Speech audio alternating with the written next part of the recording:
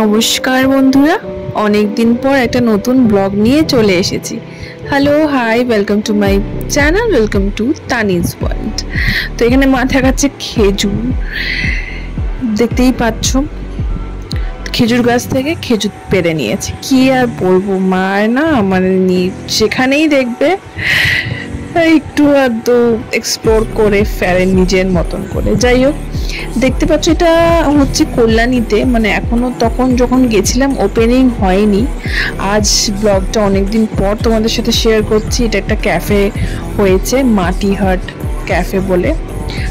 তো মাটি ক্যাফে এরকম নাম, তো বেশ সুন্দর। ঠিক কল্যাণী স্টেডিয়ামের পাশে, মানে তখন ওপেনিং হয়নি, 8 জুন ওপেনিং হয়ে গেছে। তো যেটা দেখালাম আমি, তো ডেকোরেশনটা অসাধারণ করেছে। তখন অনেকটা রাত হয়ে গেছিলো, তো আমরা জাস্ট ওখান দিয়ে যাচ্ছিলাম। পাশে একটা পার্ক আছে, সেখানেও জলের ফোয়ারা যেটাকে বলে, সেখানে গান চলতে চলতে, বাংলা গান, বেশ ওই জায়গাটার অ্যাম্বিয়েন্সটা না অসাধারণ। এখানে লেখা আছে, বাট ওই আলোটার রিফ্লেকশনে ওটা আসছে না ক্লিয়ার। তো এখানে আমরা প্রায় অনেকক্ষণ আমরা কিন্তু সময় কাটিয়েছি। তো সময় কাটানোর জন্য একটু দারুণ জায়গা। যারা কল্যাণীতে থাকো বা আশেপাশে, তোমরা কিন্তু গিয়ে এক্সপ্লোর করতে পারো। ঠিক পাশে একটা বসার জায়গা আছে, মানে ক্যাফেটার পাশে একটা পার্ক মতন আছে, সেখানেও সময় কাটাতে পারো। তখনও ওপেনিং হয়নি, দেখতেই পাচ্ছ সব জিনিসগুলো রেনোভেট চলছে। আর আমি যখন ছিলাম তখন 9টা না 9:30 এরকম বাজছিল। আমরা প্রায় ওই 7টার দিকে গেছিলাম, না 10টা বাজছিল এরকম হবে। 10টার মধ্যে বন্ধ হয়ে যায় পাশের যে পার্কটা, ওখান থেকেই আমরা এখানে দেখতে আসলাম যে কতদূর হয়েছে দেখার জন্যে। তো আর তোমাদের সাথে তুলে ধরলাম ছোট্ট করে এই ব্লগটার মাধ্যমে। আশা করি তোমাদের ভালো লাগবে। আর ঠিক আমার লেফট সাইডে দেখলে নিশ্চয়ই তোমরা যে হার্ট মতন তৈরি করেছে, ওইখানে বসে এনজয় করা যায় কফি আড্ডাটা, বেশ কিন্তু জমে যাবে এরকম একটা অ্যাম্বিয়েন্স। দারুণ সাজিয়েছে অ্যাম্বিয়েন্সটা, বেশ দারুণ। কিন্তু লাইটটা কমের জন্য অতটা ক্লিয়ারলি তোমরা তো বুঝতে পারছো না। আর এই যে সেই খেজুর গাছটা, মানে এখান থেকে মা লিটারালি খেজুর পেড়ে নিল। ঠিক আছে, যাই হোক, মার এই ছোটোখাটো জিনিসেই আনন্দ পায়, যে যার যেটাতে আনন্দ পায়, তাই না? তো এটাই ছিল, তোমাদেরকে দেখিয়ে দিলাম। এখানে আবার তোমরা গিয়ে আবার খেজুর পেড়ে নিও না। যাই হোক, এটা ওদের যেহেতু প্রপার্টি, কি দরকার।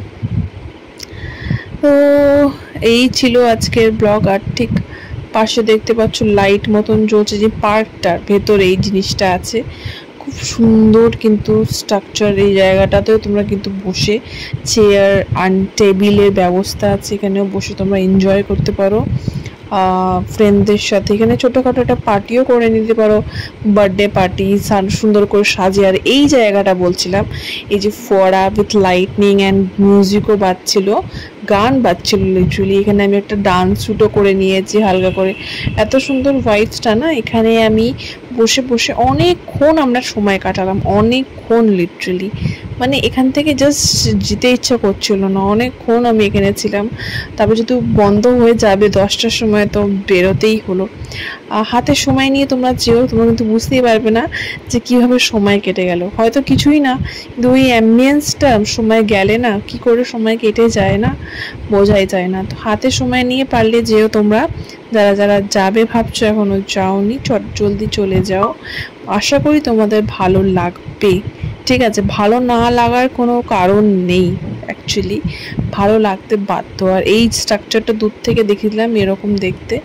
ঠিক আছে, এই জায়গাটাতে, এই যেখানে ঘাসটা আছে, এই জায়গাটাতে লিটারালি বসে আমি অনেকক্ষণ ছিলাম চুপচাপ। বেশ সুন্দর, একলাও বসে থাকা যায় এরকম একটা আমি ফিল করলাম। আমি সাধারণত একলা কোথাও বসে মানে সেই ভাইবসটা আসে না, বাট এখানে আমার বেশ ভালো লাগছিল।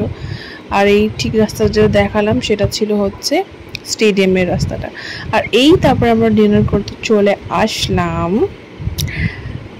দেখে চিনতে পারছো বন্ধুরা, রোলার কোস্টার। ঠিক আছে, আইটিএম মোড়ে যেটা রোলার কোস্টার, তোমরা যারা কল্যাণী থেকে ব্লগটি দেখছো তারা নিশ্চয়ই বুঝতে পারবে। এত ক্রেভিংস হচ্ছিল না কেএফসির যে চিকেন উইংসটা খেতে। আর কল্যাণীতে যে কেএফসিটা খুলেছে তোমরা কমেন্ট করে জানাও যারা জানো, কেন বন্ধ হয়ে গেছে আমি জানি না। আমরা লিটারালি 2-3 দিন ফেরত গিয়ে ঘুরে আসলাম, তার সাথে আমরা মকটেল টাইপেরও নিয়ে নিয়েছি।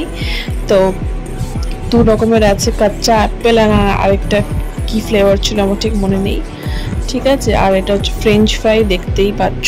তো যাই হোক, কেএফসি সেই রকম ছিল না চিকেন উইংস যেটা বলে কেএফসি। আর মিওনিজটা দিয়ে মানে যেই ফ্রাইটা, ফিশ ফিঙ্গার বলছি, ফ্রেঞ্চ ফ্রাইটা ভালো ছিল, কিন্তু চিকেনটা আমার অতটাও ভালো লাগেনি, ঠিক আছে।